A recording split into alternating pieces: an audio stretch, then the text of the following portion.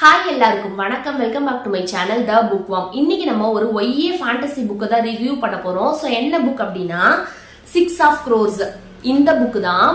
So இந்த புக்ல நம்மளுக்கு ஸ்டோரி வந்து ஒரு மேஜிக்கல் இமேஜினரி வேர்ல்டு கிரீஷாவர்ஸ் அப்படிங்கிற வேர்ல்டுல நடக்கிற மாதிரி காட்டுவாங்க. ஸோ ஒரு சில பேருக்கு டவுட் இருக்கலாம், இந்த புக்கை நம்ம ரீட் பண்றதுக்கு முன்னாடி ஷேடோ அண்ட் போன் அப்படிங்கிற அந்த ட்ரையாலஜி சீரீஸை ரீட் பண்ணாதான் இந்த புக் புரியுமா அப்படின்ற மாதிரிலாம் டவுட் இருக்கலாம். பட் அப்படி கிடையாது. அந்த ட்ரையாலஜி சீரீஸை நம்ம ரீட் பண்ணாமையே டைரக்டா இந்த புக்கை நம்ம பிக் பண்ணி ரீட் பண்ணலாம். ஸோ நான் அப்படிதான் ரீட் பண்ணேன். ஸோ நம்மளுக்கு ஸ்டோரி நல்லாவே புரியும். ஸ்டார்டிங்ல ஒரு சில டேர்ம் ஒரு சில வேர்ட்ஸ் எல்லாம் நம்மளுக்கு புரியாம இருக்கும். ஸோ நான் எதெல்லாம் ஸ்ட்ரகிள் பட்டேன் அப்படின்றத இந்த வீடியோல நான் எக்ஸ்பிளைன் பண்றேன். ஸோ உங்களுக்கு இந்த புக்கை ரீட் பண்றப்போ ஸ்ட்ரகிள் இல்லாம ரீட் பண்ணலாம். ஸோ இப்போ நம்ம ஸ்டோரிக்குள்ள போறதுக்கு முன்னாடி ஒரு சில விஷயம் இந்த வேர்ல்டை பத்தி ஒரு சில டேர்ம்ஸ் எல்லாம் நம்ம தெரிஞ்சுக்கணும். அப்பதான் இந்த ஸ்டோரி நம்மளுக்கு ஃபுல்லாவே புரியும். ஸோ அதெல்லாம் ரொம்ப ஷார்ட்டா நான் எக்ஸ்பிளைன் பண்றேன். இந்த கிரீஷா வேர்ல்டு அப்படிங்கறத வந்து நம்மளுக்கு இங்க மேப்ல வந்து எக்ஸ்பிளைன் பண்ணிருப்பாங்க இந்த புக்லயே. ஸோ இந்த வேர்ல்ட்ல இருக்க கண்ட்ரிஸை சுத்தி தான் இந்த ஸ்டோரி நம்மளுக்கு மூவ் ஆகும். மெயினா வந்து கேடர்டம் அப்படின்னு இங்க ஒரு இடம் இருக்கும். இங்க தான் இந்த ஸ்டோரி ஸ்டார்ட் ஆகும். ஸோ கேடர்டம் பக்கத்துல வந்து ஷூ அப்படிங்கிற ஒரு கண்ட்ரி இருக்கும். அது பக்கத்துல ராஃப்கா அப்படின்ற ஒரு கண்ட்ரி இருக்கும். அண்ட் அது பக்கத்துல வந்து ஃபியார்டா அப்படின்ற ஒரு நேஷன் இருக்கும். ஸோ இது எல்லாத்த சுத்தி தான் இந்த ஸ்டோரி மூவ் ஆகும். ஸோ இதுக்கப்புறமா வந்து இந்த கிரீஷா வேர்ல்டுல நம்மளுக்கு கிரீஷா அப்படிங்கிறவங்க இருப்பாங்க. அவங்க யார் அப்படின்னா அவங்க மேஜிக் பண்றவங்க. ஸோ அவங்கள வந்து 3 டைப்பா பிரிப்பாங்க. ஸோ அதையுமே இந்த புக்கோட ஃப்ரண்ட்ல நம்மளுக்கு கொடுத்துருப்பாங்க. கார்போரால்கி, எத்திரியால்கி, மெட்டீரியால்கி அப்படின்னு 3ஆ பிரிப்பாங்க. இதுல கார்போரால்கி கிரீஷா அவங்க என்ன பண்ணுவாங்கன்னா அடுத்தவங்களோட இமோஷன்ஸ் அவங்களோட பாடியை கண்ட்ரோல் பண்ணி அதை மேனிபுலேட் பண்ணுவாங்க. அண்ட் எத்திரியால்கி கிரீஷா வந்து இயற்கையை கண்ட்ரோல் பண்ணுவாங்க. விண்ட், வாட்டர், அப்புறம் தீ, ஃபயர் இது எல்லாத்தையுமே கண்ட்ரோல் பண்ணி அதை வந்து மேனிபுலேட் பண்ணுவாங்க. அண்ட் ஃபைனலா இருக்கவங்க வந்து மெட்டீரியால்கி கிரீஷா அவங்க வந்து மெட்டல்ஸை வந்து கண்ட்ரோல் பண்ணி மேனிபுலேட் பண்ணுவாங்க. அதுல வந்து மேஜிக் பண்ணுவாங்க. கோல்டு, அப்புறம் லெட், டைமண்ட் இதெல்லாம் வந்து கண்ட்ரோல் பண்ணி அதை மேனிபுலேட் பண்றவங்க தான் மெட்டீரியால்கி கிரீஷா. ஸோ ஸ்டார்டிங்ல எப்படிதான் கொஞ்சம் கஷ்டமா இருக்கும். பட் இந்த ஸ்டோரி போக போக ஈஸியா புரிஞ்சிடும். ஸோ இதை மட்டும் நம்ம தெரிஞ்சுக்கிட்டா போதும். ஸோ இப்போ நம்ம ஸ்டோரிக்குள்ள டைரக்டா போலாம். நான் சொன்ன மாதிரி இந்த ஸ்டோரி ஃபுல்லாமே கேடர்டம் அப்படிங்கிற ஒரு இடத்துல தான் நடக்கும். ஸோ இந்த கேடர்டம்ல மெயின் இடம் என்ன அப்படின்னா 5th ஹார்பர் அப்படின்ற ஒரு ஹார்பர் இருக்கும். அதுல இருந்து தான் நிறைய வந்து ஏர்ன் பண்ண முடியும் அந்த ஹார்பர்ல இருந்து தான். ஸோ இந்த ஹார்பரை வந்து இப்போ ஃபுல்லாமே கண்ட்ரோல் பண்றது யாரு அப்படின்னா கேஸ் அப்படின்றவங்க தான். ஸோ அவர் தான் இந்த புக்ல நம்மளுக்கு மெயின் லீடா இருப்பாரு. ஸோ கேஸும் அவங்களோட குரூ அவங்களோட மெம்பர்ஸும் தான் அந்த ஹார்பரை வந்து கண்ட்ரோல் பண்ணி அதுல இருந்து ஏர்ன் பண்ணிட்டு இருப்பாங்க. ஸோ இப்போ அந்த ஹார்பரை வந்து இன்னொரு கேங் அந்த கேட்டடம்ல இருக்க இன்னொரு கேங் வந்து எடுத்துக்கிறதுக்காக வருவாங்க. அதை வந்து நெகோசியேட் பண்ணி எடுத்துக்கிறதுக்காக வருவாங்க. ஸோ இப்போ கேஸும் அவங்களோட க்ரூ மெம்பரும் சேர்ந்து போய் அந்த அகெயின்ஸ்டான கேங்கை வந்து ஃபைட் பண்றதுக்காக போவாங்க. அப்படிதான் இந்த ஸ்டார்டிங் சீனை காட்டுவாங்க. ஸோ இந்த 5th ஹார்பரை வந்து இவங்க கண்ட்ரோல்லே வச்சுக்கிறதுக்காக இன்னொரு கேங் கேட்டடம்ல இருக்க இன்னொரு கேங் கூட ஃபைட் பண்ண போவாங்க. ஸோ இப்போ யார் போவாங்கன்னா கேஸ் போவாரு. அண்ட் அவர் டீம்ல இருக்க ஒரு கேர்ள் இனாஜ் அப்படிங்கிற ஒரு பொண்ணு போவாங்க. அவங்க கூட வந்து ஜாஸ்பர் அப்படிங்கிற ஒரு பாய் இந்த 3 பேருமே சேர்ந்து அகெயின்ஸ்டா இருக்க கேங் கூட ஃபைட் பண்ண போவாங்க. ஸோ போறப்போ இப்போ என்ன ஆகும்னா ஜாஸ்பருக்கு என்ன பவர் இருக்கும்னா அவங்களுக்கு வந்து பயங்கரமான ஷூட்டர். அவங்க வந்து கன்ல பயங்கரமா ஷூட் பண்ணுவாங்க ஜாஸ்பர். அதுதான் அவங்களோட ஸ்ட்ரென்த். அப்புறம் இனாஜ் அவங்களுக்கு வந்து அவங்க வந்து ஒரு கோஸ்ட் மாதிரி இன்விசிபிள் ஆவாங்க. அவங்களுக்கு யாரு கண்ணுக்குமே தெரியாம இன்விசிபிள் ஆவாங்க. ஸோ இதுதான் இவங்களோட ஸ்ட்ரென்த். ஸோ இவங்க 3 பேருமே இப்போ வந்து அந்த கேங் அட்டாக் பண்றதுக்கு போவாங்க. அட்டாக்கும் பண்ணிடுவாங்க. பண்ணிட்டு இந்த 5th ஹார்பர் வந்து எங்க கண்ட்ரோல்ல தான் எப்பயுமே இருக்கும் அப்படின்ற மாதிரி கேஸ் சொல்லிட்டு வந்துருவாங்க. ஸோ இப்போ இந்த 5th ஹார்பர் ஃபுல்லாமே இந்த கேஸுக்கும் அவங்களோட க்ரூக்கு தான் கண்ட்ரோல்ல தான் இது இருக்கும். இப்படி இந்த ஃபைட்லாம் முடிஞ்சதுக்கு அப்புறமா காஸ் வந்து நடந்து போயிட்டு இருப்பாரு ஸ்ட்ரீட்ல கேட்டர்டம்ல. அப்போ வந்து அவரை யாரோ கிட்னாப் பண்ணிட்டு போயிருவாங்க. இப்போ கேஸ் வந்து கண் முழிச்சு பாக்குறப்ப அவர் ஒரு இடத்துல இருப்பாரு. ஸோ அவர் முன்னாடி ஒருத்தவர் இருப்பாரு. அவரோட நேம் வந்து ஜான் வேன் எர்க் அப்படின்னு இருக்கும். ஸோ அவர் தான் இவங்களை கடத்திட்டு வந்திருப்பாரு. அப்ப அவர் என்ன சொல்லுவாருன்னா ஜான் வேன் எர்க் யாரு அப்படின்னா அந்த கேட்டர்டம்ல இருக்கிற ஒரு பெரிய மர்ச்சன்ட். அவர் ரொம்ப பணக்காரரு, வெல்தி மர்ச்சன்டா இருப்பாரு. ஸோ அவர் வந்து கேஸை வந்து கூட்டிட்டு வந்து என்ன சொல்லுவாருன்னா நீ வந்து எனக்கு ஒரு ஃபேவர் பண்ணணும் அப்படின்னு சொல்லுவாரு. ஷூ நாட்டுக்காரர் பக்கத்துல நாடு இருக்கு இல்லையா ஷூ, அந்த நாட்டுக்காரர் ஒரு சயின்டிஸ்ட் இருப்பாரு அந்த நாட்டுல. அவர் வந்து கிரீஷான்ற அவங்களோட பவரை ஃபுல்லா வந்து மறைக்கணும், ஹைடு பண்ணி வைக்கணும்ன்றதுக்காக ஒரு கெமிக்கல் தயாரிப்பாரு, ஒரு ட்ரக்ஸ் மாதிரி தயாரிப்பாரு.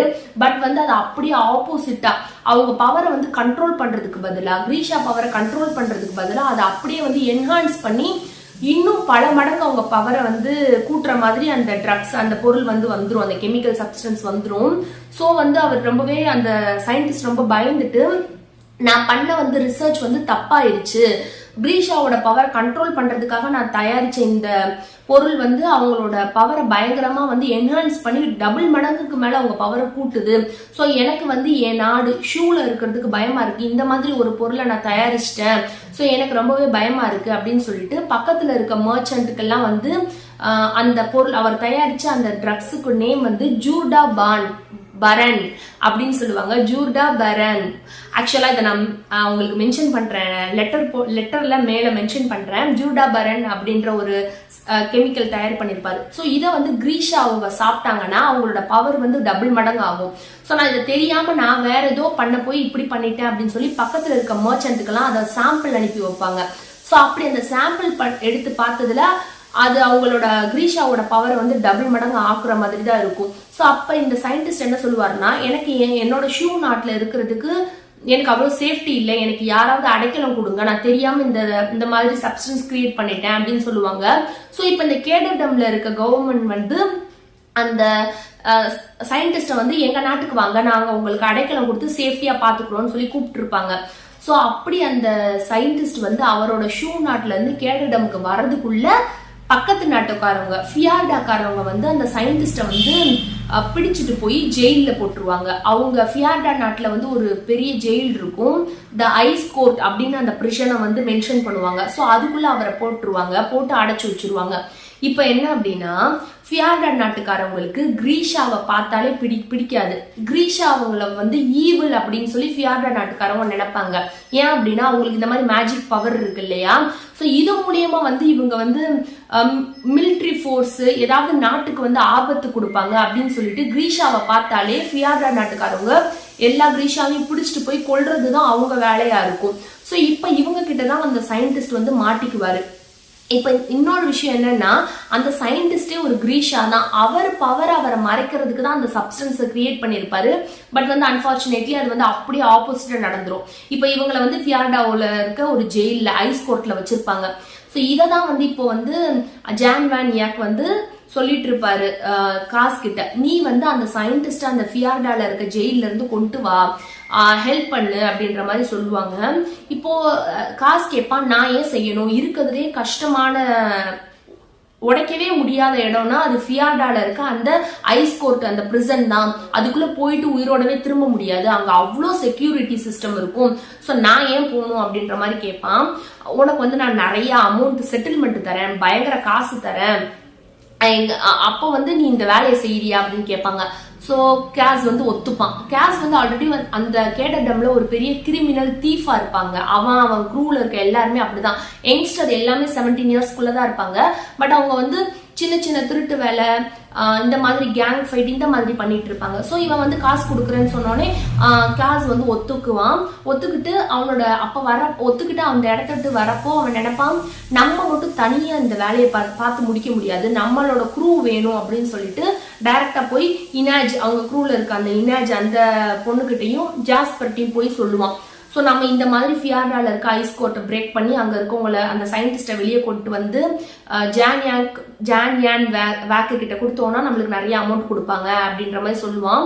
அவங்களும் வந்து ஃபர்ஸ்ட் வேணான்ற மாதிரி நினைப்பாங்க, பட் ஓகேன்னு சொல்லிடுவாங்க. ஸோ இதுக்கப்புறமா அவங்க க்ரூல இருக்க வேற ஆளையும் பார்க்கறதுக்கு காஸ் போவான். ஸோ காஸ் வந்து அதுக்கு அடுத்து யாரை பார்க்க போவான்னா, அவங்க க்ரூவில் இருக்க இன்னொரு பொண்ணு ஒன்று இருக்கும், நீனா அப்படிங்கிற ஒரு பொண்ணு இருக்கும். ஸோ அந்த பொண்ணை பார்க்கறதுக்காக போவான். அந்த பொண்ணு வந்து அதே கேடர்டம்ல ஒரு வீட்டில் இருக்கும். அங்கே பார்க்குற போறப்போ நீனா வந்து பேசிக்காவே ஒரு கிரீஷா, அவங்க ஒரு கிரீஷா தான், கார்போரால்கி கிரீஷா, அடுத்தவங்களோட பாடியை கண்ட்ரோல் பண்ணி இமோஷனை கண்ட்ரோல் பண்ற கிரீஷா தான் நீனா. ஸோ ஸோ இவங்களும் இவங்க குரூல ஒரு ஆள் தான். ஸோ காஸ் வந்து அடுத்ததா நீனாவை பார்க்க போயிட்டு இந்த விஷயம்லாம் சொல்லுவாங்க, இந்த மாதிரி பணம் கொடுக்க போறாங்க வான்னு. அப்போ நீனா வந்து வேணாம், நான் வர முடியாது அப்படின்ற மாதிரி சொல்லுவாங்க. நீனா வந்து இந்த நாட்டுக்காரவங்க கிடையாது, கேடடம் இந்த ஊருக்காரவங்க கிடையாது, அவங்க ராஃப்கா வேற ஒரு பக்கத்து நாட்டுக்காரவங்க.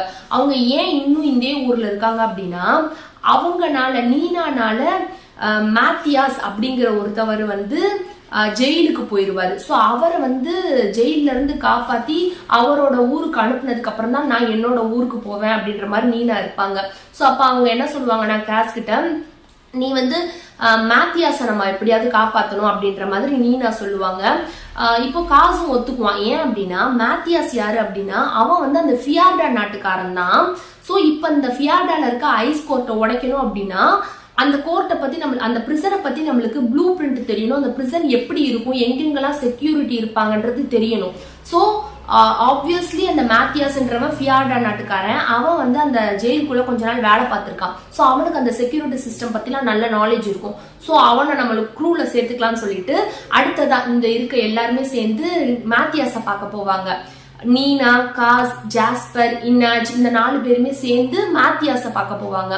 ஸோ இப்போ மேத்தியாஸ் வந்து நான் சொன்ன மாதிரி ஃபியார்டா நாட்டுக்காரன். இப்போ வந்து அவன் எங்க இருப்பான் அப்படின்னா கேடடம் கிட்ட வந்து ஒரு பிரிசன் இருக்கும், அந்த பிரிசன்ல அவனை வச்சிருப்பாங்க. இந்த பிரிசனுக்குள்ள அவன் எப்படி போனான் அப்படின்றதுக்கு ஒரு பேக் ஸ்டோரி இருக்கும். என்ன அப்படின்னா நீனா இருக்காங்கல்ல, அந்த கிரீஷா நீனா, அவங்க வந்து அவங்களோட கேங்கோட ஒரு இடத்துல இருப்பாங்க. கிரீஷா கேங்கோட இருக்கிறப்போ இந்த ஃபியார்டா நாட்டுக்கார மேத்தியாஸ் வந்து அவனோட ஒர்க் என்னவா இருக்கும் அப்படின்னா, ஃபியார்டால இருக்க ஒரு சில பேர்லாம் வந்து கிரீஷாவை பிடிச்சு அவங்கள ஈவில்னு சொல்லி மர்டர் பண்ணுவாங்க. அதுதான் அவங்களோட வேலையா இருக்கும். ஸோ அப்படி மர்டர் பண்றவன் தான் மேத்தியாஸ்.